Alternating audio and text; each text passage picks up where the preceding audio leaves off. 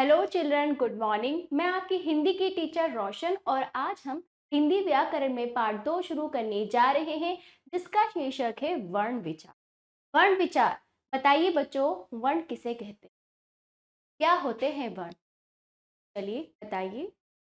चलिए मैं बताती हूँ आपको। बच्चों देखो, हमारी जो भाषा है, लैंग्वेज, ये जो है बहुत सारी ध्वनियों से मिलकर बनी है। तो बच्चों, उन ध्वनियों को एक निर्धारित चिन्ह निश्चित किया गया है। उन ध्वनियों का एक निर्धारित चिन्ह निश्चित किया गया है। हर एक सबसे छोटी ध्वनि का अपना एक लिखित रूप होता है। ठीक, वो जो चिन्ह है, वो जो पहचान है जिससे वो ध्वनि लिखी जाती है, पढ़ी जाती है, उसे वर्ण कहते हैं।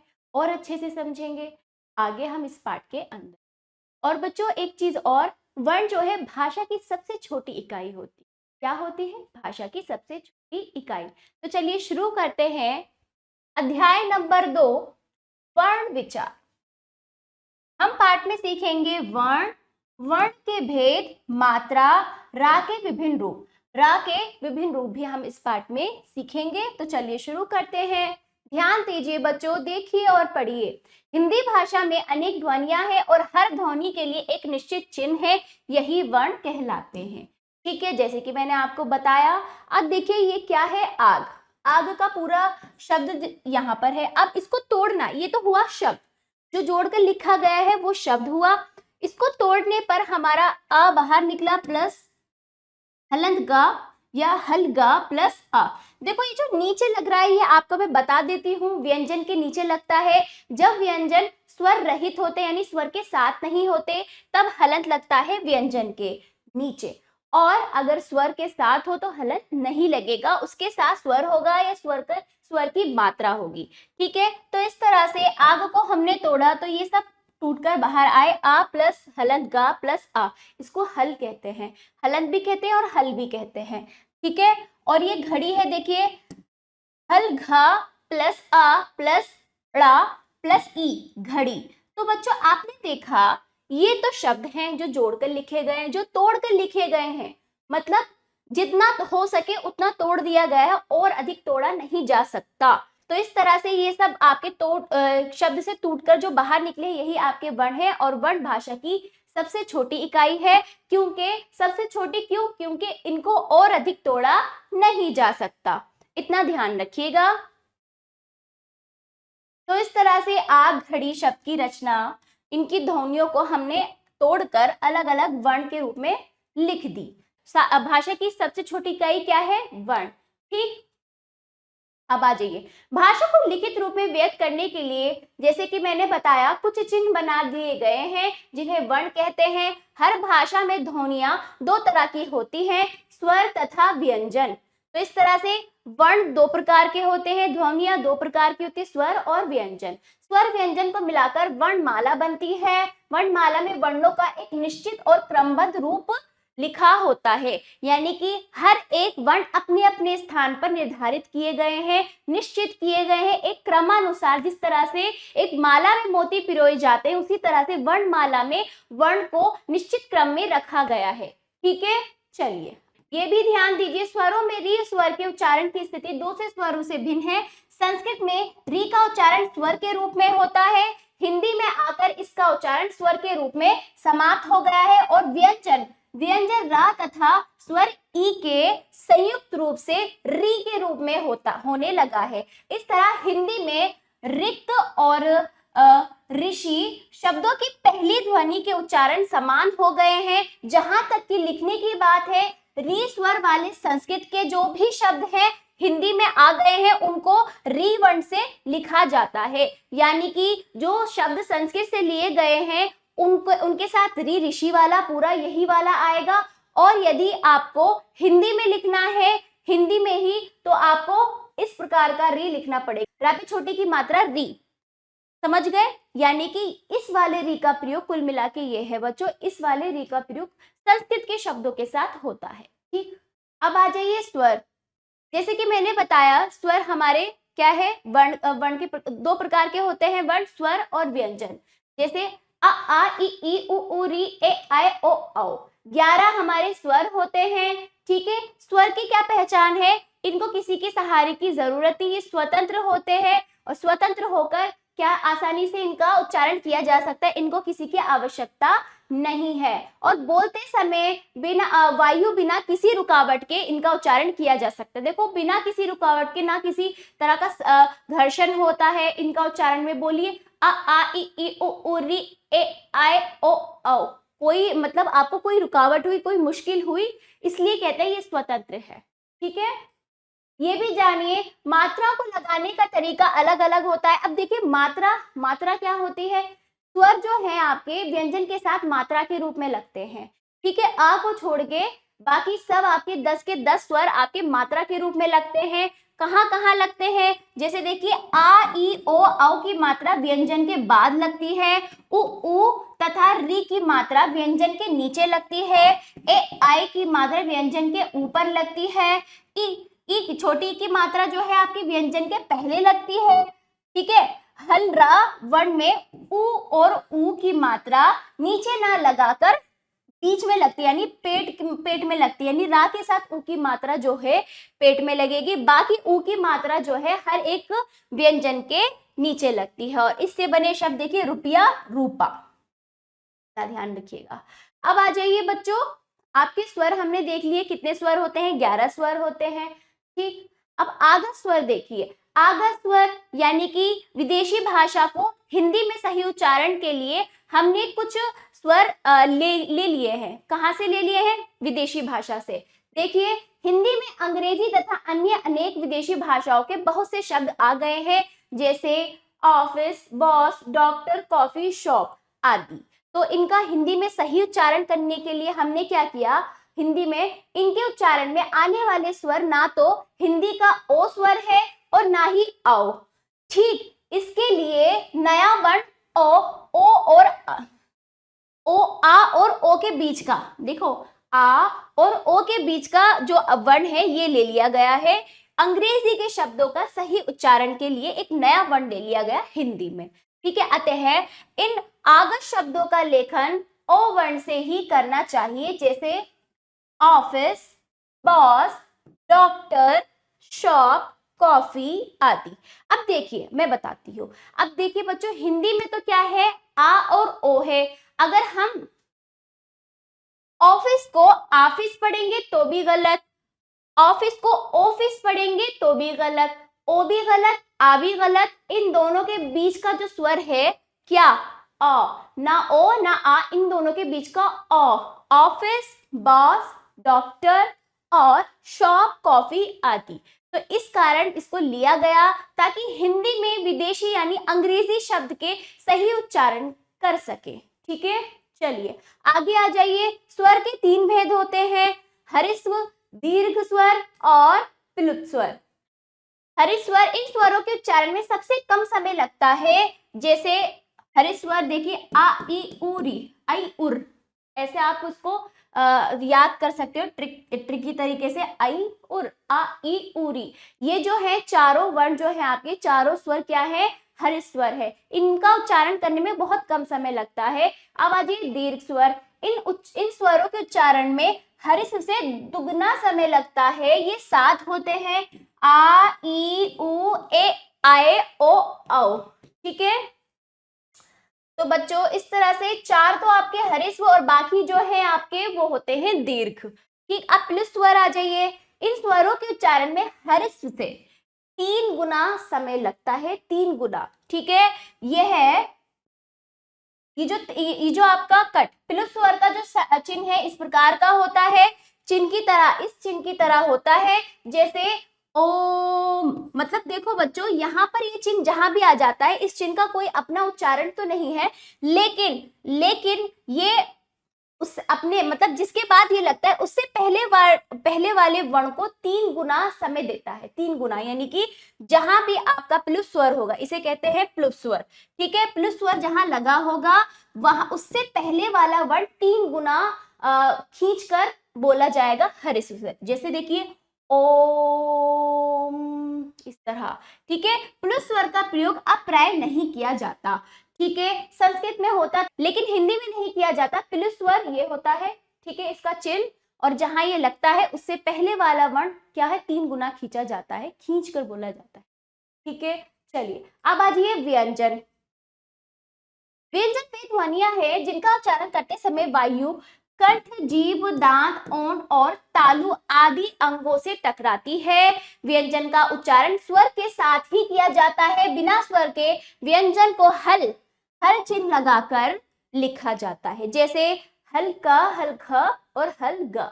तो बच्चों यहाँ पे ध्यान दीजिए, देखो स्वर क्या होते हैं, स्वतंत्र होते हैं और इनका उच्चारण करते में हमारी वायु कहीं भी टकराती नहीं और हम इसको बहुत आसानी से इसको अच्छे से उच्चारण कर लेते हैं।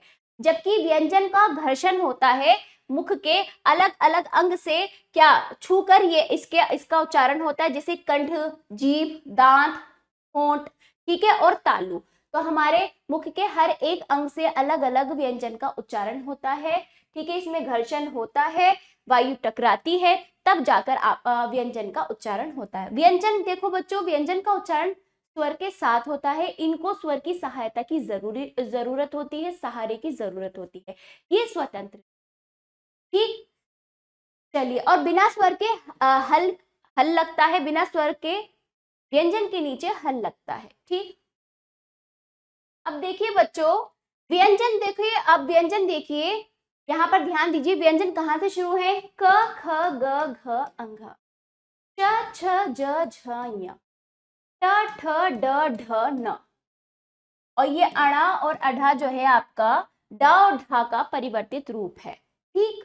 चलिए देखो, कावर से, का से शुरू है तो ये जो पहला आपकी जो पहली पंक्ति कहलाएगी कावर, चा से शुरू है तो चावर, टा से शुरू है तो टावर। आगे देखिए, त थ द ध न टावर, ठीक है। प फ ब भ म पावर, य र ल व अंतस्थ व्यंजन कहलाते हैं ये, श श स ह, ठीक है, ऊष्म व्यंजन। तो बच्चों पांचों वर्ग और बाकी अंतःस्थ व्यंजन और ऊष्म व्यंजन ये आपके व्यंजन कहलाते हैं, मूल रूप से ये व्यंजन है, ठीक। आगे देखिए, अब आ जाइए, हिंदी वर्णमाला में 3 प्रकार के व्यंजन होते हैं, स्पर्श व्यंजन, अंतःस्थ व्यंजन, ऊष्म व्यंजन, जो हमने अभी देखे। अब ये क्या होते हैं, किस तरह होते हैं, ये जान लीजिए। पहला देखिए स्पर्श व्यंजन। पहला स्पर्श व्यंजन देखिए बच्चों, स्पर्श का अर्थ है छूना। जिन व्यंजनों के उच्चारण में जीभ, हमारी जो जीभ है, मुंह के किसी न किसी भाग को, किसी न किसी अंग को छूकर उच्चारण करती है, उस वर्ण को, ठीक है, स्पर्श व्यंजन कहते हैं। उन्हें स्पर्श व्यंजन कहते हैं। जैसे का से लेकर मां तक सभी वर्ग क्या कहलाते हैं, 25 के 25 वर्ण, पांचों वर्ग, हर एक वर्ग में 5 वर्ण, सभी क्या कहलाते हैं, स्पर्श व्यंजन। इनकी संख्या 25 है। अब दूसरे नंबर पर आ जाइए अंतःस्थ व्यंजन। इन व्यंजनों के उच्चारण में मुंह के किसी भाग से जीभ पूरी तरह से स्पर्श नहीं हो पाती या जीभ बहुत ही हल्का सा स्पर्श करती है, इन्हें अंतःस्थ व्यंजन कहते हैं। अंतःस्थ व्यंजन की कुल संख्या 4 है, य र ल व। तो बच्चों यहाँ पर क्या है, आपकी जीभ हल्का सा स्पर्श करती है, और यहाँ पर स्पर्श व्यंजन में तो पूरे अंग को घर्षण करती हुई इसका जीभ जो है पूरे अंग को घर्षण करती हुई उच्चारण करती है, जबकि अंतःस्थ व्यंजन में हल्का सा स्पर्श करती है, इसलिए अंतःस्थ व्यंजन, ठीक है। अब तीसरे नंबर पर आ जाइए ऊष्म व्यंजन। कुछ व्यंजनों के उच्चारण में हवा तेज गति से मुंह के भागों से रगड़ खाती हुई बाहर निकलती है। तो बच्चों देखा जाए तो ऊष्मा यानी गर्म वायु। जब भी आप उस व्यंजन का उच्चारण करेंगे तो आप देखेंगे हाथ रख के कि आपके मुख से गर्म वायु निकल रही है, गर्म हवा निकल रही है, इस कारण इन्हें उष्ण व्यंजन कहते हैं। तो इस तरह से रगड़ होता है, ठीक है, जिससे गर्मी पैदा होती है, ऐसे व्यंजनों को उष्ण व्यंजन कहते हैं। अब देखिए संख्या 4 है इनकी, बोल के देखिए हाथ रखकर, श श स ह, गर्म वायु निकल, ठीक है। तो बच्चों अंतस्थ व्यंजन हमने देखा था, तो अंतस्थ व्यंजन जो होता है स्वर और व्यंजन के बीच, स्वर और व्यंजन के बीच का उच्चारण होता है, इसी कारण इसे अंतस्थ व्यंजन कहते हैं। ना तो ये स्वर की तरह स्वतंत्र है, ना ही ये व्यंजन की तरह अधिक घर्षण करते हुए उच्चारण होते हैं। तो इन दोनों के बीच का हिस्सा है आपके य र ल व, ठीक। चलिए अन्य महत्वपूर्ण वर्ण देखिए बच्चों, अनुस्वार देखिए, अनुस्वार एक नासिकीय वर्ण, नाक से इसका अधिक उच्चारण होता है। इसको लिखकर व्यक्त करने के लिए वर्णमाला में बिंदु चिन्ह बनाया गया है और इसे अ स्वर के ऊपर बिंदु लगाकर अंक के रूप में दिखाया जाता है। हिंदी के शब्दों में अनुस्वार 2 स्थानों पर आता है। तो बच्चों अनुस्वार जो है बिंदु के रूप में है, प्रत्येक वर्ण के ऊपर लगता है। ठीक है, तो इतना ध्यान रखना है। अगला देखिए, पहला देखिए, अब देखिए जो आपका अनुस्वार है 2 स्थानों पर आता है। शब्द के अंत में हलंत मा या हल मा व्यंजन के रूप में, जैसे एवं, स्वयं। ठीक, और दूसरा शब्द के मध्य में प्रत्येक व्यंजन वर्ग के पंचमाक्षर जैसे अंगा, अया, णा, ना, मा। ये जो देखो हर एक वर्ग के अंत वाला जो वर्ण होता है आपका पंचमाक्षर कहलाता है। तो इस तरह से शब्द के मध्य में तो पंचमाक्षर के रूप में आते हैं उस वर्ग के पंचमाक्षर के रूप में। ठीक है, और अच्छे से देखते हैं हम उदाहरण देखेंगे। तो बच्चों 2 प्रकार से आपका अनुस्वार आता है, एक तो अंत में लगता है जो माँ के रूप में होता है, और यदि मध्य में लगे तो पंचमाक्षर के रूप में लगेगा। हर एक वर्ग का अपना पंचमाक्षर होता है, उसको खोलेंगे तो उस वर्ग का वर्ण निकल आएगा। ठीक है, अब आ जाइए बच्चों पंचमाक्षर का देखिए किस तरह से अनुस्वार पंचमाक्षर के रूप में होता है। तो देखिए यहाँ पर वर्ग दिया गया है का वर्ग दिया गया है। अब देखिए यहाँ पर लिखा है कंघा। तो बच्चों पंचमाक्षर को पहचान के लिए अंत वाला वर्ण देखेंगे कि वो किस वर्ग का वर्ण है। तो घ जो है का वर्ग का वर्ण है, तो घा का वर्ग का वर्ण है। तो क ख ग घ अंघा, अंत वाले पंचमाक्षर में अंघा आपका खुलकर यहाँ पर आ जाएगा। अगर इसको खोलेंगे आप अनुस्वार को तो यही वाला आपका अंघा जो है का वर्ग का पंचमाक्षर आएगा। ऐसे ही नारंगी, तो ग जो है आपका का वर्ग का वर्ण है, क ख ग घ अंघा, तो इसमें का वर्ग का पंचमाक्षर आएगा, ये रहा। ठीक, और अगला देखिए च वर्ग में चंचल, ये रहा चंचल। अब देखिए बच्चों हम बाद वाला वर्ण देखेंगे, बाद वाला पहला नहीं। तो यहाँ पर च है, देखिए इसके बाद पहले वाले से बाद वाला वर्ण देखिए च है आपका। तो इस तरह च जो है आपका च वर्ग से ही है। ठीक, तो च वर्ग में कौन सा पंचमाक्षर है, च छ ज झ अय्या, तो ये रहा च वर्ग का। ऐसे ही अब देखिए बच्चों पंछी, पंछी यानी बाद वाला वर्ण देखेंगे, अंकी बिंदु जिस पर उसके बाद वाले वर्ण को देखकर वर्ग की पहचान करेंगे। छ जो है आपका च वर्ग का ही है, तो इसमें भी आपका अय्या आ गया। ठीक, इस तरह से आपको अनुस्वार को अगर खोल के लिखना है तो आप पहले जिस पर आपका अनुस्वार लगा है अगले वाले वर्ण को देखिए कि वो किस वर्ण से है, किस वर्ग से है। ठीक है, फिर उस वर्ग के अंत का आपका पंचमाक्षर आएगा, इतना ध्यान रखना है। ठीक, आगे देखिए ट वर्ग में, देखिए ट वर्ग में डंडा, देखिए ड ट ठ ड ढ ण, ट ठ ड ढ, तो ये ट वर्ग का ड है और डा का पंचमाक्षर अणा है, देखिए आधा वाला आएगा। ठीक है, ऐसे ही अंडा, अंडा में देखिए अनुस्वार जिस पर लगा है अगला वाला देखेंगे डा भी आपका क्या है टा वर्ग का है, तो इस प्रकार अणा आएगा आधा वाला। ठीक है, ऐसे ही टा वर्ग में देखिए पंथ, पंथ, पंथ में अगला वाला वर्ण देखेंगे पहचान के लिए, था देखा हमने, था, त थ द ध न, तो बच्चों ये ता वर्ग का था है और इसका पंचमाक्षर न है, तो न निकल आया।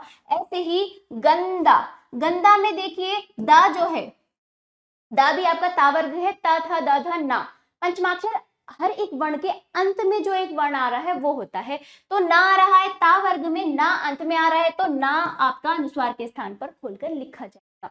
ऐसे ही आप देखिए प वर्ग, प वर्ग में देखिए आपका कंपन, तो बच्चों पहला वाला नहीं देखना है जिस पर अनुस्वार लगा है, पहला वाला नहीं अगला वाला देखना है। तो पा वर्ग का है, पा वर्ग का जो अंत में आपका क्या होता है पंचमाक्षर, क्या होता है म होता है, म होता है, तो देखिए कंपन। ठीक है, प फ ब भ म, अंत में अंत वाला होता है, पंचमाक्षर हमेशा अंत में होता है, वही अंत वाला लिखा जाएगा अगर अनुस्वार को देखना है। ऐसे मुंबई देखिए, मुंबई, देखिए मुंबई में बा आ जाइए, अगला वाला बा है, ये किसका है पा वर्ग है, प फ ब भ म, पा वर्ग का है, तो इसका अनुस्वार किस में हो जाएगा मा में। तो ये पहचान है, इतना बहुत थोड़ा सा अच्छे से इसको ध्यान से देखिएगा आपको आ जाएगा। ठीक है, अब आ जाइए बच्चों विसर्ग। विसर्ग आहा का उच्चारण हा व्यंजन के रूप में किया जाता है। हिंदी में आए संस्कृत के वे शब्द जिनके अंत में विसर्ग आता है, ठीक है, उन्हें विसर्ग लगाकर ही लिखा जाता है। यानी कि संस्कृत के जो शब्द लिए गए हैं विसर्ग के साथ ही आएंगे। जैसे अतः शब्द का उच्चारण तो अतः के रूप में होता है, पर लिखने के समय इसको इस प्रकार लिखा जाता है क्योंकि यह विसर्ग होता है, दो बिंदुओं के रूप में होता है, प्रत्येक व्यंजन के बराबर में लगता है और इसका उच्चारण हा व्यंजन के रूप में होता है। ठीक है, विसर्ग युक्त शब्दों के अन्य उदाहरण प्रातः, ठीक है, स्वतः, प्रायः, ठीक है, इस तरह जिस भी व्यंजन के बराबर में ये लगेगा वहां पर हा का उच्चारण हो जाएगा। अब आ जाइए अनुनासिक। अनुनासिक चंद्र बिंदु के रूप में, ठीक है, चंद्र बिंदु के रूप जैसा होता है अनुनासिक। इसका उच्चारण मुख से अधिक नाक का भी हल्का प्रयोग होता है इसका उच्चारण करते में, जबकि अनुस्वार का उच्चारण नाक से अधिक होता है, इतना अंतर है। ठीक है, देखो अनुनासिक ध्वनि वास्तव में स्वरों का गुण है। इनके उच्चारण में वायु मुंह और नाक दोनों के मार्गों से बाहर निकलती है। आपकी जो वायु यानी जब आपकी वायु निकलेगी तभी तो आपकी ध्वनि उत्पन्न होगी, तो मुख और नाक दोनों से ही निकलती है। अनुनासिक को चंद्र बिंदु द्वारा लिख कर दिखाया जाता है, जैसे सूंड, मुंह, सांस, बांस, तितलियां, अंधेरा। ठीक है, इसका उच्चारण में आपका मुख भी खुलेगा, नाक का प्रयोग और मुख भी खुलेगा। लेकिन जिन वर्णों में शिरोरेखा ऊपर मात्रा चिन्ह का अंश मौजूद रहता है उनमें यह बिंदु के रूप में लगाया जाता है, जैसे जमींदार, कोंपले, खींच। यानी कि ये आपको क्या ध्यान रखना है, यदि क्या है मात्रा नहीं है, यदि किसी वर्ण के ऊपर मात्रा नहीं है तब तो ये चंद्र बिंदु के रूप में उपस्थित होगा अनुनासिक। लेकिन अगर मात्रा के साथ ही बिंदी के रूप में लगाया जाता है। ठीक है बच्चों, चलिए आगे बढ़ते हैं। अब आ जाइए आगत व्यंजन। आगत व्यंजन हमने इससे पहले आगत स्वर पढ़ा था, अब आ जाइए आगत व्यंजन। जो व्यंजन अन्य भाषाओं से हिंदी में आ गए हैं उन्हें आगत व्यंजन कहते हैं। जैसे हिंदी में इनके लिए नए वर्ण ज तथा फ भी बना लिए गए हैं। ज कैसे, देखो बच्चों, इसको कहते हैं नुक्ता। अरबी फारसी के उच्चारण के लिए हम नुक्ते का प्रयोग करते हैं। ये बिंदु नहीं है, ये नुक्ता है। ठीक है, तो बिना नुक्ते का जा होता है और नुक्ते के साथ ज होता है, बिना नुक्ते का फ होता है, नुक्ते के साथ फ होता है। तो अरबी उर्दू फारसी के शब्दों का हिंदी में उच्चारण करने के लिए आगत व्यंजन इस प्रकार के लिए गए हैं। ज तथा फ व्यंजन ध्वनियां अरबी फारसी आदि भाषाओं के अनेक शब्दों के आ जाने के कारण हिंदी में आ गई है। देखिए उदाहरण, ज से जरूरत, जमीन, जहाज आदि, फ से फौज, फर्श, फकीर, सफर आदि। ठीक है, इन वर्णों के नीचे जो बिंदी लगी है उसको नुक्ता कहते हैं, जैसे कि मैंने आपको बताया। अब देखिए अड़ा और अढ़ा। हिंदी में दो नई व्यंजन ध्वनियां अड़ा और अढ़ा विकसित हुई हैं। इनका उच्चारण डा और ढा से भिन्न है। इनसे मतलब इनका परिवर्तित रूप है लेकिन भिन्न है। इनसे कोई शब्द प्रारंभ नहीं होता, ये हमेशा शब्द के बीच में या अंत में ही आते हैं। जैसे देखिए लड़का, चिड़िया, भीड़, जोड़ी, बड़ई, पढ़ाई, चढ़ाई आदि। तो बच्चों अड़ा और अढ़ा शब्द के कभी भी प्रारंभ में नहीं आएंगे, या तो बीच में आएंगे, मध्य में आएंगे या अंत में आएंगे। ठीक है, उच्चारण कीजिए और स्वयं अंतर जानिए। जैसे देखिए पांडव, पंडित, ठंडा और डंडा, ये डा वाले शब्द है और ये अड़ा वाले। भेड़, चिड़िया, घोड़ा, पहाड़, ये डा है और ये अड़ा है। ऐसे ही देखिए ढा और अढ़ा में अंतर, ढक्कन, ढोल, ढाई, ढीला, बूढ़ा, सीढ़ी, चढ़ाई, पढ़ाई, बूढ़ा, सीढ़ी, चढ़ाई, पढ़ाई। ठीक है, ये ढा है, ये अढ़ा है, ये ड है, ये अड़ा है, ये अड़ा, ये अढ़ा, अड़ा, अढ़ा। ठीक है, और ये ड, ढ, इतना ध्यान रखें। ठीक है, चलिए बच्चों आगे आ जाइए। संयुक्त व्यंजन। संयुक्त व्यंजन देखिए बच्चों, शब्दों में अनेक बार दो व्यंजन एक साथ, एक स्वर रहित और दूसरा स्वर सहित आते हैं और सभी मिलकर अपने आगे आने वाले स्वर के साथ उच्चारित किए जाते हैं। ऐसे व्यंजन को संयुक्त व्यंजन कहते हैं। ठीक है, तो देखिए संयुक्त व्यंजन जैसे भक्त, ठीक, भव्य, पद्य, प्यारी और स्वरूप। तो बच्चों एक स्वर रहित होगा, एक स्वर सहित होगा। स्वर रहित यानी व्यंजन आधा, या तो क्या हल वाला होगा या आधा होगा। स्वर का मतलब आधा। तो आप इतना ध्यान रखिए संयुक्त व्यंजन कैसे होते हैं। एक तो आपका आधा वर्ण होगा, एक आपका पूरा होगा, पूरा पूरा उसका रूप दिखाई देगा, वो आ जाते हैं आपके संयुक्त व्यंजन। उदाहरण के लिए हमने देख लिए हैं, देखिए क आपका हलंत में है और ता आपका पूरा है। पूरा है बिना हलंत के है तो स्वर सहित है, और हलंत में है तो स्वर रहित है। ठीक, चलिए इतना ध्यान रखिए, एक आधा एक पूरा जो आपके शब्द बनते हैं वो है आपके संयुक्त व्यंजन। अब द्वित्व व्यंजन में देखिए, द्वित्व व्यंजन क्या होते हैं, संयुक्त के समान ही होते हैं, परंतु इसमें जो व्यंजन होते हैं समान होते हैं। और जबकि जो देखिए द्वित्व व्यंजन में जो दो व्यंजन होते हैं वो चिपके होते हैं समान रूप में, जबकि आपके ये देखिए आपके संयुक्त व्यंजन में दो व्यंजन भिन्न भिन्न होते हैं, जैसे क और ता भिन्न है, प या भिन्न है, द या भिन्न है। लेकिन यहाँ पर देखो माँ के साथ आधा माँ और लगा है, सा के साथ आधा सा, ना के साथ आधा ना, ला के साथ आधा ला। देखिए यहाँ पे समान, जहां पर समान व्यंजन है चिपके हुए एक आधा पूरा, वो होता है द्वित्व। जहां पर असमान है, अलग अलग है, वहां पर संयुक्त व्यंजन।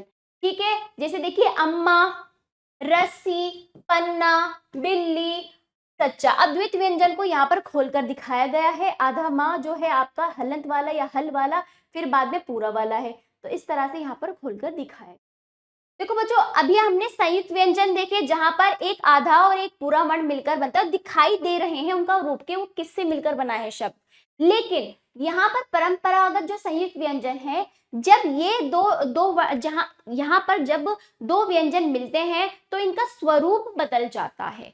यहाँ पर दिखाई नहीं देते कि वो किन वर्णों से मिलकर बने हैं, यहाँ पर उनका स्वरूप बदल जाता है, और स्वरूप बदलकर अक्षा, त्र, ज्ञ, श्र, ये चार जो है आपके परंपरागत द्वित्व व्यंजन है। कैसे बने हैं देखिए, अक्षा जो है हलंत का और शा से मिलकर बना है, और ठीक है, और त्र जो है हलंत ता और रा से मिलकर बना है, ज्ञ जो है हलंत ज और अया से मिलकर बना है, श्र जो है हलंत श और रा से मिलकर बना है, और इन दोनों से मिलकर ये नए रूप में बने हैं। और इसको देखने पर मालूम हो रहा है कि इसमें क और श है, नहीं मालूम हो रहा। बच्चों बारीकी से ध्यान रखना आपको, ये जहां पर हमें नहीं दिखाई दे रहे कि वो किससे मिलकर बने, वो होते हैं परंपरागत संयुक्त व्यंजन। और बाकी इससे पहले हमने संयुक्त व्यंजन पढ़ा तो उसमें हाँ बिल्कुल आधा और पूरा वर्ण दिखाई दे रहा है। और द्वित्व व्यंजन जो होते हैं उसमें के समान वर्ण होते हैं एक दूसरे से चिपके हुए, छोटी छोटी चीजें आपको ध्यान में रखनी है। अब देखिए अक्षा से मिलकर शब्द देखिए, क्षमा, रक्षक, कक्षा, भक्षक। त्र से मित्र, पुत्र, पत्र, सर्वत्र। बच्चों ज्ञा से देखिए, ज्ञा से मिलकर प्रज्ञा, यज्ञ, ज्ञानी, विज्ञान। ऐसे ही श्र से श्रम, श्रद्धा, विश्राम। तो बच्चों ये हुए आपके परंपरागत संयुक्त व्यंजन। अब आ जाइए रा व्यंजन के संयुक्त रूप। रा विभिन्न वर्णों के साथ तीन प्रकार से संयुक्त होता है। ठीक, एक तो है हलंत रा प्लस स्वर। स्वर के साथ जो होगा, जब रा व्यंजन को किसी स्वर के साथ मिलाकर उच्चारित किया जाता है तब उसे हलंत रा से ही लिखा जाता है। जैसे हलंत रा प्लस उ प्लस हलंत पा प्लस आ, रूपा। रूपा को तोड़ेंगे तो आपका इस तरह से आ जाएगा। जब आप व्यंजन रा का उच्चारण स्वर के साथ करेंगे तो क्या है, ये हलंत के साथ आएगा। ऐसे ही रेत को देखिए, हलंत रा प्लस ए, ठीक, प्लस हलंत ता प्लस आ, क्या हो गया, रेत। ऐसे ही अब देखिए ये तो स्वर के साथ रा का प्रयोग। अब व्यंजन के साथ, जब हलंत रा व्यंजन किसी अन्य व्यंजन के साथ मिलाकर उच्चारित किया जाता है तब उसे ऊपर की तरफ उसकी मात्रा से लिखा जाता है। ऊपर की तरफ इस प्रकार की मात्रा लगती है, ये र की मात्रा होती है, इसे रेफ कहते हैं। रेफ का चिन्ह हमेशा उस व्यंजन वर्ण की शिरो रेखा के ऊपर लगाया जाता है जिसके साथ हलंत रा मिल रहा हो। ठीक है, जैसे देखिए धर्म, धर्म और आशीर्वाद। धर्म, देखो बच्चों यहाँ पर रा का उच्चारण ध और माँ के बीच में हो रहा है परंतु लगता अगले वर्ण पर ही है। ऐसे ही देखिए आशीर्वाद, यहाँ पर शी और वा के बीच में रा का उच्चारण होना है लेकिन लगेगा अगले वर्ण पर। ठीक, इतना ध्यान रखना है रेफ की पहचान। अब देखिए धर्म को अगर तोड़ेंगे आधा ध अ, ठीक है, हलंत र, हलंत मा देखो यहाँ पर भी जो आपकी रे की मात्रा है वो हलंत के रूप में होगी। ठीक है, ऐसे आशीर्वाद में आ हलंत शा प्लस ई हलंत रा हलंत वा आ हलंत दा आशीर्वाद। ठीक है, तो बच्चों इसे हलंत भी कहते हैं और हल भी कहते हैं। तीसरा आ जाइए व्यंजन। अब व्यंजन के साथ रा जो है हलंत के रूप में ना आकर पूरा आएगा। जब कोई अन्य व्यंजन रा के साथ मिलाकर बोला जाता है तब रा को उस वर्ण के साथ पदेन के रूप में नीचे की तरफ पदेन के रूप में इस मात्रा के रूप में लिखा जाता है। इसे खड़ी पाई वाली व्यंजन के नीचे हुक की तरह लगा दिया जाता है। खड़ी पाई वाली यानी जो डंडे वाले वर्ण होते हैं जिनके साथ डंडा है, देखिए गा के साथ डंडा है, घा के साथ डंडा है, का के साथ डंडा है, तो इनके साथ रा जो है आपका इस प्रकार लगेगा। ठीक है, और तथा गोलाकार गोल व्यंजन जैसे ट और ड, डंडे वाले नहीं, नीचे से क्या है गोल है, इनमें जो है हलंत के साथ जोड़ दिया जाए तो देखो गोलाकार के साथ जो आपका रा है इस प्रकार का व्यंजन लगेगा नीचे की, डंडे में तो इस तरह और गोल वाले वर्ण को नीचे इस तरह। तो आप इन बातों पे ध्यान दीजिएगा, छोटी छोटी बातें हैं आपको ध्यान रखनी। ठीक, तो यहाँ पर रा जो है रा, अगर आपको टा से रा को आपको तोड़ना है तो रा पूरा लिखा जाएगा, जबकि देश में आधा होगा और बाकी में भी आधा, स्वर के साथ भी आधा ही होगा। अब आ जाइए खड़ी पाई वाले व्यंजन, जैसे कि उदाहरण के लिए देखिए डंडे वाले खड़ी पाई, इसके साथ रा की मात्रा जो नीचे की तरफ लगी है यानी जिसे पदेन कहते हैं। क्रिय, क्रिया, क्रीम, ग्रह, ध्रुव, प्रकाश, प्रिय, ब्रह्म, भ्रष्ट, आम्र। ऐसे गोलाकार वाले देखिए ट्रेन, ट्रक, राष्ट्र, ड्रामा, ड्रैगन, ड्रम। तो गोलाकार वर्ण के नीचे जो आपका पदेन है इस प्रकार लगा है और जबकि खड़ी पाई यानी डंडे वाले के नीचे इस प्रकार। दो ये चीजें ध्यान रखनी है। अब आ जाइए वर्ण विच्छेद। किसी भी शब्द के वर्णों को अलग अलग करना वर्ण विच्छेद कहलाता है। शब्द को तोड़ देना, अलग अलग करना वर्ण विच्छेद कहलाता है। जैसे केशव को तोड़िए, क से ए जो है स्वर को अलग कर दिया जाए तो क क्या हो जाएगा हलंत में हो जाएगा। हलंत का प्लस ए, हलंत शा प्लस आ, हलंत वा प्लस आ, केशव। बच्चों आप ये सोच रहे होंगे मैंने आपको अभी तक नहीं बताया तो बता देती हूँ, जो छोटा अ है यहाँ पर अ कैसे आ गया, आ कैसे आया मैं बताती हूँ। देखो बच्चों मैंने आपको बताया व्यंजन का उच्चारण बिना स्वर के नहीं होता, या तो स्वर जो है मात्रा के रूप में लगेंगे या फिर उनमें क्या होगा अ छुपा होता है। मात्रा मतलब ये देख लो क ख ग घ, क ख ग घ, अंत में आ का उच्चारण हो रहा है, यानी कि अप्रत्यक्ष रूप से छुपा होता है आ प्रत्येक व्यंजन में जो दिखाई नहीं देता। जब आप वर्ण विच्छेद करते हैं तब आ आपका बाहर निकल आएगा। जैसे शा और वा में आ छुपा है तो शा से आ निकला, वा से आ निकला, इतना ध्यान रखना। ऐसे ही संतरा में हलंत स अ, हलंत ना, देखिए सा से आ बाहर आया, ठीक, सा में छुपा हुआ था आ बाहर आया, फिर अंक की बिंदी को ना कर दिया हमने। ठीक है, क्योंकि ता जो है हमारा क्या है ता वर्ग का अंतिम जो है आपका पंचमाक्षर ना होता है, तो अंक जो यहाँ पे अनुस्वार है वो ना के रूप में होगा। ये देखो बच्चों अगर आपने इन छोटी छोटी चीजों को ध्यान में रखा तो आपको बहुत अच्छे से वर्ण विच्छेद आ जाएगा। जो बच्चों मैंने आपको दिखाया था अनुस्वार का मूल रूप देखने के लिए हमें अगला वाला वर्ण देखना होता है। ता वर्ग से ता वर्ग का पंचमाक्षर ना होता है, ता वर्ग का पंचमाक्षर ना होता है, तो यहाँ पर अनुस्वार ना के रूप में आ जाएगा। ठीक, फिर आपका आधा ता यानी हलन ता से बाहर निकला आ, फिर रा से बाहर निकला बड़ा आ डंडे वाला है। तो बच्चों देखो ये छोटी छोटी चीजें आपको ध्यान रखना। ठीक, अगला देखिए शिक्षक, शाह हलन शाह से छोटी ई निकल आई बाहर, फिर क्षा को तोड़ा, अक्षा को तोड़ा, अक्षा को हमने तोड़ा तो देखिए हलंत का हलन शाह शाह, क्योंकि देखो जो आपकी परंपरागत संयुक्त व्यंजन है पहला जो आपका अक्षर दो अक्षर से मिलकर बनता है, पहला अक्षर हलंत वाला होता है, बाद वाला जो होता है स्वर के साथ होता है। तो शाह स्वर के साथ था, कौन से स्वर के साथ अ स्वर के साथ, तो आ बाहर निकल आया। ठीक है, फिर का में हलंत का से आ बाहर निकल आया। तो बच्चों वर्ण विच्छेद में एक एक चीज को तोड़ना पड़ता है। अब आगे देखिए शक्ति में हलन श से आ बाहर निकल आया, ऐसे ही हलंत का से आपका हलंत का फिर त फिर ई निकल आए, ठीक है। तो इस तरह से आपको इनका वर्ण विच्छेद करना है। आप अच्छे से अभ्यास करेंगे। आशा करती हूँ ये पाठ आपको समझ आया होगा। चलिए हमने क्या सीखा एक बार देख लेते हैं। ध्वनियों को लिखित रूप में व्यक्त करने के लिए बने चिन्ह लिखित चिन्ह वर्ण कहलाते हैं। वर्णमाला में सारे वर्ण एक निश्चित क्रम में होते हैं। स्वरों के उच्चारण में वायु बिना रुकावट के मुख से बाहर निकलती है।